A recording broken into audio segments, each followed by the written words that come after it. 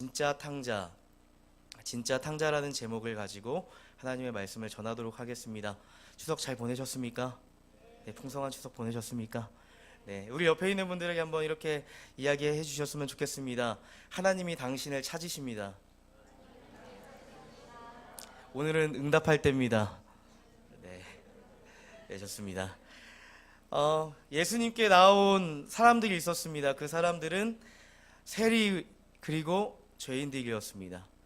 예수님께 나온 그 사람들은 세리와 죄인들이었습니다. 세리들은 로마 정부를 위해서 일하는 사람들입니다. 세리들은 종종 정해진 색 이상으로 징수하여서 그 차이만큼을 부정축제하는 사람들이었습니다. 그래서 그 당시 유대 사회 안에서 그들은 반역자였고 배신자들이었습니다. 그들은 자신이 가진 권력을 미끼로 동족들의 그 피를 빨아먹는 자들이었죠. 그들은 사회 안에서 도덕적 탕자다, 그들은 사회적 탕자다, 손가락질 받는 사람들이었습니다. 또한 이 유대인들에게는 이런 인식이 있잖아요. 이방인들과 함께 접촉하고 이방인의 그 더러운 이득을 취한다라고 해서 저들은 부정한 자다, 종교적 탕자라는 인식이 있었습니다. 그러니까 세리는 도덕적 탕자요, 사회적 탕자요, 종교적 탕자였습니다. 또한 죄인들이 왔다고 했잖아요. 그 죄인들은 말이죠, 소위 얘기해서 유대 사회에서 율법을 지키지 못한 자들입니다. 그들의 유대 사회의 전통을 따르지 못한 자들입니다. 그래서 딱 그들을 낙인 찍은 표현이 뭐냐면 저들은 죄인들이다. 그러니까 유대 사회의 이 사회적 기준, 종교적 기준에 따라서 낙인을 찍은 거죠. 그래서 유대 사회 안에서는 한 가지 약속이 있었는데, 이 세리와 이 죄인들과는 교제하지 말라, 교제를 금한다, 선포를 했습니다. 당연히 식탁 교제할 일도 없겠죠. 그런데 오늘 예수님께서 이 유대 사회에서 혁명적인 일을 하시는 것입니다. 그 일체 금하는, 교제를 금하는 그 세리와 죄인들과 식사 교제를 하시는 것입니다. 그리고 하나님 나라의 비밀을 말씀하십니다. 그런데 그 자리에는 세리와 죄인만 있었던 것이 아닙니다. 누가 있었습니까? 그 광경을 목격하고 있던 종교 지도자들, 바리새인과 서기관들이 있었습니다. 어쩌면 예수님의 그 사회적 통념을 깨버리는 그 행보 앞에 죄인을 보고 세리를 보는 경멸함보다 예수님을 바라보는 그 경멸함이 더 컸을지 모르겠습니다. 그들은 아주 따가운 시선을 가지고 예수님 그리고 죄리와 세리들을 지켜보고 있습니다. 누가복음 15장은 아주 비유로 가득 차 있습니다. 총 3가지 비유로 이렇게 등장하는데요. 첫 번째 어떠한 비유가 있습니까? 잃은 양 비유죠. 두 번째는요, 잃어버린 드라크마, 잃어버린 동전 비유라고 하고, 또 세 번째 비유는, 이 세 번째 비유는 사실 예수 믿지 않는 사람들도 정말 많이 하는 비유입니다. 탕자의 비유, 그림으로도 많이 소개가 되고 사회 안에서도 어떠한 교훈을 얘기할 때 탕자의 비유를 많이 인용하곤 합니다. 예수님께서는 잃어버린 양의 비유를 통해서 99마리를 내버려두고 한 마리를 찾는 그 목자의 심정에 대해서 얘기하세요. 사실 자본주의 사회 안에서 한 마리를 버리고, 아니 99마리를 내버려두고 한 마리를 찾는다, 말이 됩니까? 이건 경제적으로 맞지 않는 것입니다. 재산적 가치, 물질적 가치로는 도무지 이해가 되지 않는 것입니다. 당연히 99마리를 위해서 한 마리를 포기하는 것이, 이것이 자본주의 사회의 가치죠. 그 당시의 가치죠. 사회에서는 99명을 위해서 한 명이 과감히 구조조정을 당하는 것이 당연하다 인식되지 않습니까? 그러나 예수님의 이 가치, 예수님의 기준은 이 사회적 가치와 이 재산적 가치와 물질적 가치를 깨버리고 딱 한 가지 가치, 복음적 가치를 가지고 지금 한 영혼을 바라보신다, 이거 말씀하시는 거죠. 그러니까 이 잃어버린 이 양의 비유를 통해서 무엇을 예수님께서 말씀하시고 싶으신 거냐면, 잃어버린 한 영혼을 난 찾는다 라는 것이죠. 잃어버린 한 영혼을 찾으시는 하나님의 그 따뜻하고 친밀하신 그 사랑을 우리는 느낄 수가 있습니다. 두 번째 비유는요, 비슷한 것 같지만 조금 차이점이 있습니다. 한 여인이 있는데 10드라크마를 갖고 있습니다. 근데 한 드라크마를 잃어버렸습니다. 근데 이 한 드라크마를 잃어버린 여인은 밤이 새도록 온 집에 불을 켜고 그 동전을 찾을 때까지 잠에 들지 않습니다. 이것은 무엇을 말하고 싶은 거냐면요, 한 영혼을 찾고자 하시는 하나님의 강력한 의지, 그래서 우리가 이 자리에 있는 줄 믿습니다. 하나님의 의지가 탕자와 같은 우리의 인생을 이 자리로 부른 것입니다. 은혜이지 않습니까? 이 비유는 이 세리와 죄인들에게 어떻게 와닿았을까요? 그 유대 사회 안에서 항상 외면당했고 항상 손가락질 당했고 유대 사회에 끼고 싶어도 낄 수가 없는 그들에게 이 예수님의 비유는 어떻게 와닿았을까요?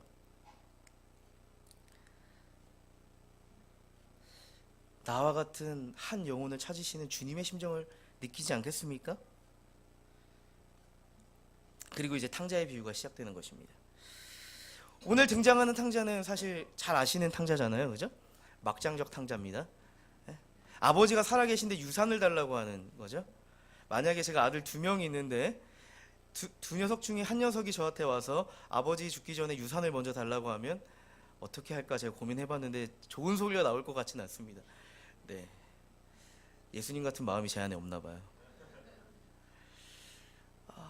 아무래도 좋은 얘기가 나오기 쉽지 않을 텐데요, 이 둘째 아들은 아버지한테 찾아와서 아버지 유산 주세요. 이게 무슨 말이냐면 아버지는 제 인생에서 지웠습니다. 아버지는 딱 살아계신데 아버지는 제 인생에서 죽었습니다. 유산 주세요. 이렇게 돈 달라고 하는 거죠. 그럼 그 돈 갖고 성공해야 되잖아요, 그죠? 근데 그 돈 가지고 허랑방탕하게 살아가다가 모든 돈을 허비하고 이제는 아무도 자신을 도와줄 사람이 없는 거죠.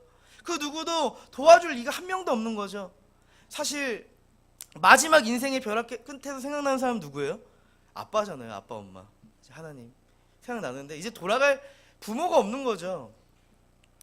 하나님 앞에서도 도저히 아버지를 버린 나의 심정을 가지고 나아갈 수가 없는 거죠. 이제는 먹을 것이 없어서 이제 쥐염 열매밖에 안 남았거든요. 선택의 포기. 이 쥐염 열매는 당시에 이제 가축의 사료로 주는 것이거든요. 혹은 정말 극빈한 사람들이 진짜 도저히 먹을 것이 없어서 그 쥐염 열매를 먹으면서 이제 생계를 유지해가고 생존을 하는 거죠. 생계가 아니라 생존을 하는 거죠. 그런데 이 둘째 탕자는요, 둘째 아들은 이 쥐염 열매조차가 없어요.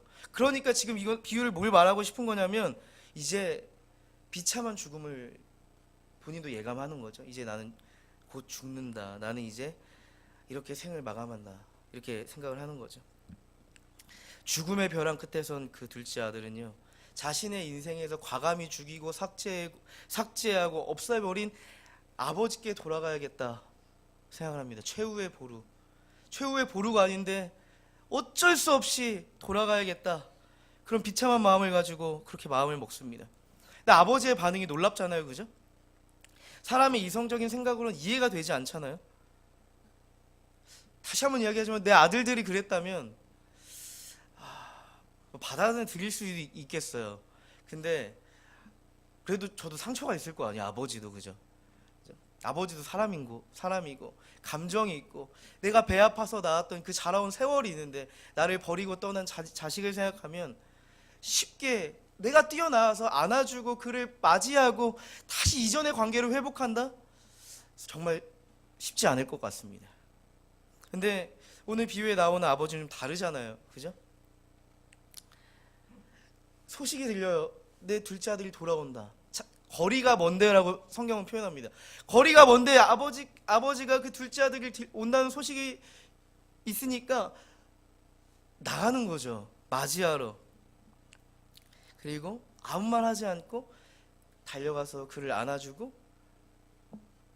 어떻게 지냈느냐고 펑펑 우는 거죠. 그리고 둘째 아들은 이 죄인의 심정을 가지고, 죄인의 이 민망한 심정을 가지고 그냥 아무 말 못하는 거죠. 아버지는 그를 위해서 좋은 옷과 좋은 신을 신기고 또 살찐 송아지를 잡아서 온 동네에 잔치를 엽니다. 우리는 이 비유 너무나도 잘 압니다. 이 비유를 볼 때 우리는 둘째 아들과 같이 살아가는 나의 모습을 보게 됩니다.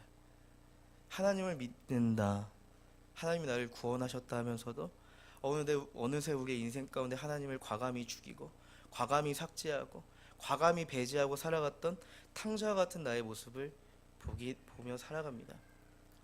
하나님 없이 살아가던 우리의 인생의 결과는 어땠습니까? 절망이죠.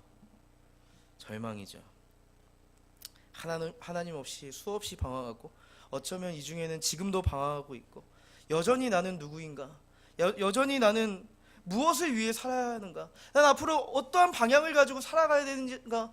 이거에 대한 답이 전혀 나오지 않아서 두려운 마음을 품고 살아가는 사람들이 많이 있을 것입니다.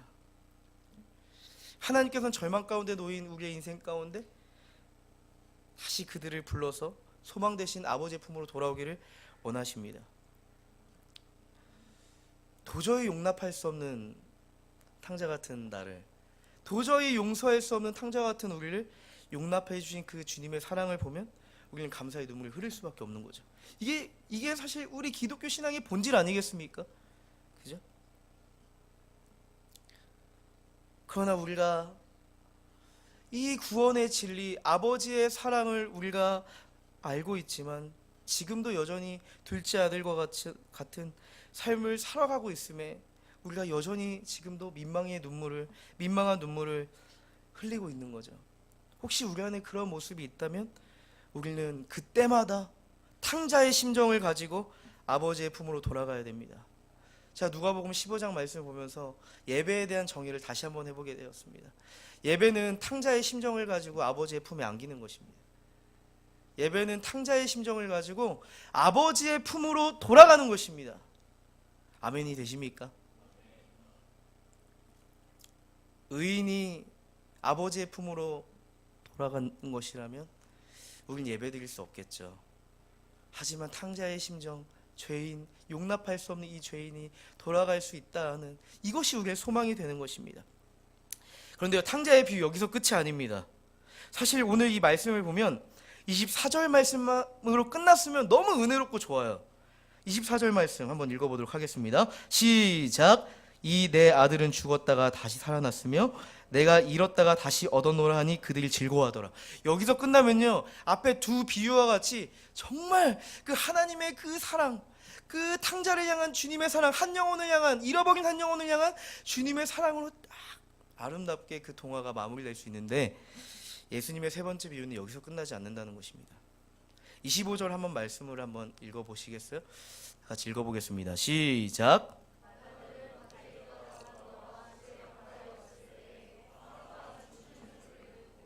네, 사실 이 탕자의 비유 주연은 아버지이고 주연은 둘째 아들 같은데 뜬금없이 첫째 아들이 등장하는 거예요. 이 스토리가 이 개연성이 있잖아요. 뭐든지 이 스토리가 끝날 것 같은데 다시 새로운 스토리가 시작되는 거죠. 예수님의 비유. 근데 결론은 항상 마지막에 등장한다는 것 다 아시잖아요. 그러니까 첫째 아들의 이 비하인드 스토리가 등장을 하는 것입니다. 둘째 아들이 탕자처럼 지낼 때, 아버지 버리고 아버지 돈을 가지고 허랑방탕하게 살아갈 때 첫째 아들은 뭐 했어요? 아버지 옆에서 묵묵히 효자 노릇하면서 살았던 거죠. 사실 이 자녀를 양육하다 보면 이 사고만 안 나도 진짜 잘 키우는 거잖아요. 그죠? 사고만 안 쳐도 으뜸인 게 이제 자녀잖아요. 항상 묵묵히 아버지 곁을 지키던 이 첫째 아들을 보면 그에게는 아무런 문제가 없을 것 같아요. 잃어버린 동생이 다시 왔을 때 아버지의 심정을 가지고 그 둘째 동생, 그 잃어버렸던 동생을 찾았다는 기쁨을 이렇게 나타낼 것 같은데 반전이 있잖아요. 그죠? 첫째 아들의 마음은 아버지의 마음과 전혀 동떨어져 있다는 것입니다. 딱 그 장면이 대비됩니다. 잃어버렸던 둘째 아들을 찾은 그 아버지의 기쁨, 그리고 온 동네에 파티를 열어서 함께 즐기고 있는 그 아버지, 그리고 이 첫째 아들의 초상집 분위기, 뭔가 이상하지 않습니까? 같은 가족이지 않습니까? 아버지는 둘째 아들을 돌아오기까지 사랑과 긍휼과 오래 참음으로 기다렸지만 첫째 아들은 아니었다는 거죠. 전혀 관심이 없었다는 거죠. 무관심했다는 거죠. 그냥 동생이 떠난 이후로 잃어버린 동생에 대한 사랑과 관심은 전혀 없었다는 것입니다. 그의 태도를 보면 알아요. 아버지가 나갈 때 그는 따라 나가지 않았습니다. 나가보지도 않았고 그를 맞이하지도 않았습니다. 또한 그 아버지가 열었던 성대한 파티, 그는 나가보지도 않았고 동참하지도 않았습니다. 그뿐만 아니라 그는 격노하면서 아버지께 이렇게 따지는 거예요. 아버지를 버리고 아버지 재산으로 창녀들과 함께 삼켜버린 저런 폐교나를 받아들이십니까? 이렇게 말을 하는 거죠. 사실 성경에는 그 돈을 가지고 그냥 허랑방탕하게 살았다고 얘기하죠. 창녀와 함께 그 재산을 탕진했다고 얘기하지 않거든요. 지금 이건 문학적으로 뭘 말하고 싶은 거냐면 굳이 그 이 둘째 아들 자신의 동생의 꼬투리를 잡아서 될 수만 있다면 지금이라도 내쫓아달라고, 될 수 있으면 지금이라도 그를 내보내라고 말하는 것입니다. 그저 첫째 아들은 자신이 아버지 곁에서 일한 자신을 알아주지 않음을 섭섭해합니다. 지금 그에게는 자기 자신밖에 없어요. 아버지도 없고 동생도 없어요. 아버지에 대한 존재에 대한 관심, 동생에 대한 존재에 대한 관심 전혀, 아버지의 마음에 대한 관심, 아버지의 기쁨에 대한 관심, 동생의 그 세상 속에서 허랑방탕하게 살다가 다 무너져버린 그의 마음에 대한 관심 없었습니다. 이 탕자의 비유는 사실, 이 세 번째 탕자의 비유는 세리와 죄인에게 향할 뿐만 아니라 이 세 번째 비유는 그 자리에 함께 있던 바리새인과 서기관에게 직격탄을 날리는 것입니다. 죄인들, 세리들, 상종하지도 않고 하나님께 돌아오기를 소망하지도 않는 그들, 오히려 그들과 함께하며 그들을 품어주고 있는 예수님을 바라보면서 경멸하고 있는 그들에게 직격탄을 달리는 예수님의 비유입니다. 이 바리새인과 서기관들 예수님의 말씀을 가지고, 율법을 가지고 하나님을 가르치고 하나님에 대해 가르치는 사람들 아닙니까? 그러나 그들에게 없는 게 뭔지 아세요? 하나님에 대한 마음이 없어요. 하나님의 마음이 없어요. 하나님의 시선이 없어요. 그들은 유대교의 그 종교적 기득권을 가지고 누릴 뿐이고 유대 사회 안에서 그저 큰 문제 없이 살아가는 일부 유대인들만 위해서 율법 교사 역할을 하는 것입니다. 예수님께서 이 누가복음을 통해서 이렇게 말씀하셨잖아요. 인자가 온 것은 잃어버린 자를 찾기 위함이다. 이 바리새인과 서기관들은 잃어버린 영혼 자체에 관심이 없는 것입니다. 여러분, 이 본문을 보면 진짜 탕자는 둘째 아들인 죄인과 세리가 아닙니다. 아버지의 마음에서 떠난 첫째 아들입니다. 왜 둘째 아들이 더 이상 탕자가 아니냐면요, 이들은 이 둘째 탕자와 같은 자들은 허랑방탕하게 살았지만 다시 주 앞에 돌아와서 주님의 은혜를 경험했잖아요. 여러분, 이 탕자의 이후의 삶이 어떨 거라고 예상하십니까? 이 둘째 아들은요, 진짜 평생을 아버지를 위해 살 거예요. 아버지를 사랑하면서 내가 다시는 아버지 버리고 내가 세상 속에서 살아가지 않겠다고. 구원받은 우리의 인생, 우리가 진짜 하나님의 구원이 우리 안에 있다면 우린 돌아가지 않을 거예요. 진짜 탕자는 첫째 아들입니다. 저는 이 말씀을 보면서 우리 스스로에게 이렇게 질문해 봐야겠다 생각했습니다. 나는 첫째 아들 같지 않나? 나는 바리새인과 서기관 같지 않나? 이런 생각이 드는 거죠. 우리는 첫째 아들과 같이 매주마다 교회에 나와서 예배를 드리고 이것저것 섬기고 있습니다. 주일 아침부터 늦은 오후까지 애를 쓰고 헌신하고 봉사합니다. 하나님께서 우리의 헌신과 봉사를, 섬김을 기뻐하십니다. 하지만 우리가 오늘 이 말씀을 통해서 면밀하게, 영적인 칼을 가지고 면밀하게 봐야 될 것은 무엇이냐면, 우리의 헌신과 섬김 안에 과연 하나님 아버지의 마음이 내 안에 있는가? 영혼에 대한 관심과 사랑이 우리 안에 있는가? 우리는 이것을 주 안에서 바라보아야 됩니다. 자칫하면 우리가 오류에 빠질 수 있습니다. 첫째 아들과 같이 아버지를 위해서 한다고 하는 헌신과 섬김조차도 아버지의 마음이 빠지고 영혼을 향한 사랑이 빠져버려서 이제 뭐가 남는지 아세요? 섭섭함과 피로만 남는 거죠. 내가 이거 왜 하죠? 내가 왜 이러고 있죠? 이런 생각이 든다는 거죠. 잃어버린 영혼을 향한 아버지의 마음과 영혼을 향한 그 사랑이 없다면 우리가 하고 있는 섬김과 헌신은 어쩌면 아버지 하나님과 전혀 관계가 없는 일일 수 있습니다. 무서운 이야기죠. 하나님께서 맡기신 모든 것은, 우리의 모든 전적인 삶은 영원히 아버지께로 돌아오기를 바라는 간절함을 가지고 해야 합니다.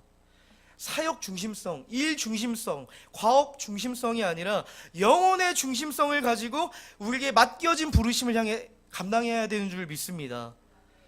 여러분, 우리의 교회 안에 수많은 지체들이 있습니다. 동역자들이 있습니다. 딱 보면 알잖아. 얼굴 보면 요즘에 뭐가 힘든지, 뭐가 어려운지, 피부가 왜 푸석푸석했는지, 왜 잠을 못 잤는지, 어떤 고민이 있는지 알잖아요. 정말 그리스도의 심장을 가지고 그 영혼이 바라봐지십니까? 정말 관심과 사랑이 기울어져서 이번 주에 밥 한번 먹자, 오늘 끝나고 저녁 먹으면서 한번 이야기 좀 하자 라는 이야기가 나오십니까? 어쩌면 첫째 아들과 같이 우리의 삶에 너무 분주해서 자기 자신밖에 보이지 않는 내 인생 때문에 우리가 어두움 속에 있지 않습니까?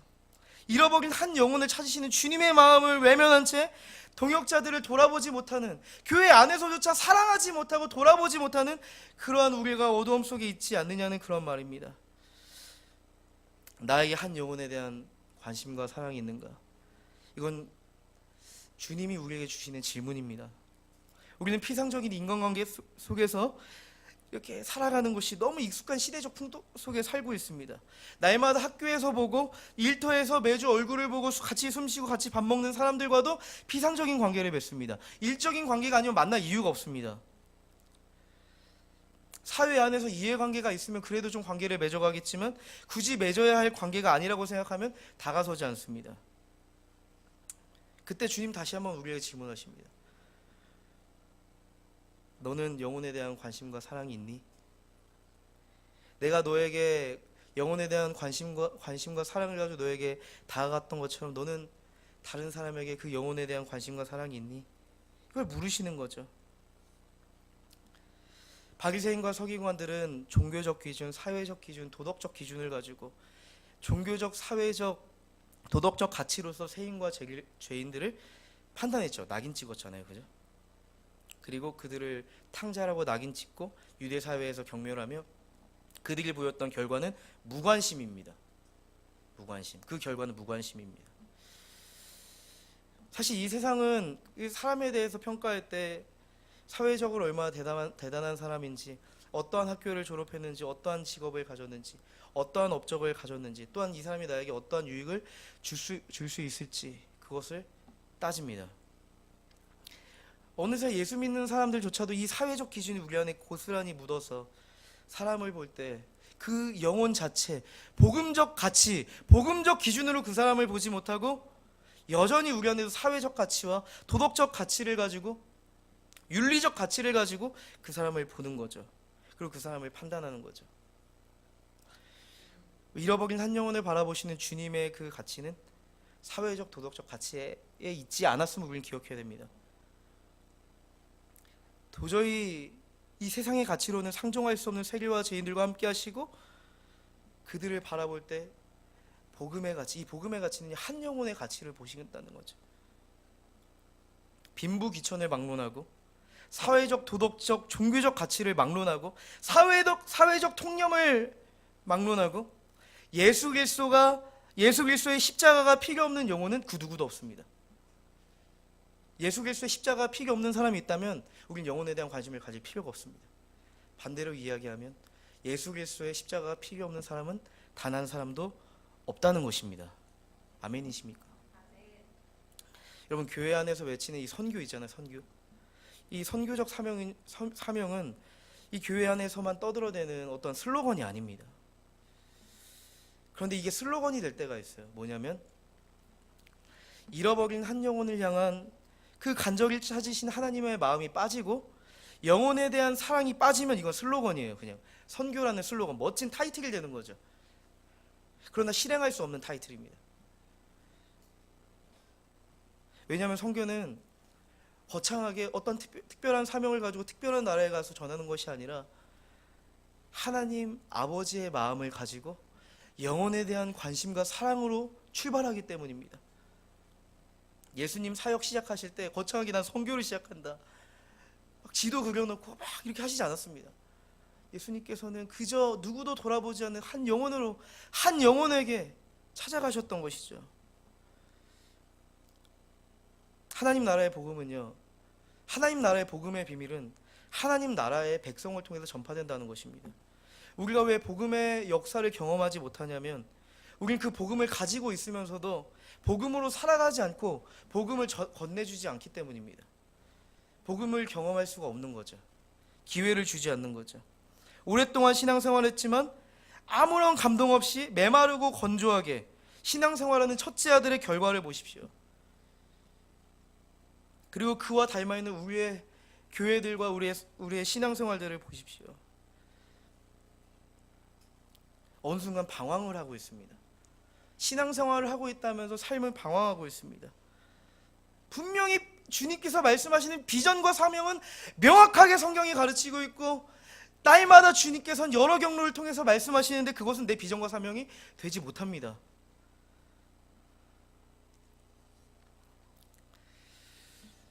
우리 주변을 한번 보시면, 우리 청년들만 봐도 친구들 중에 예수 믿지 않는 사람이 90% 이상입니다. 그러니까 선교지죠.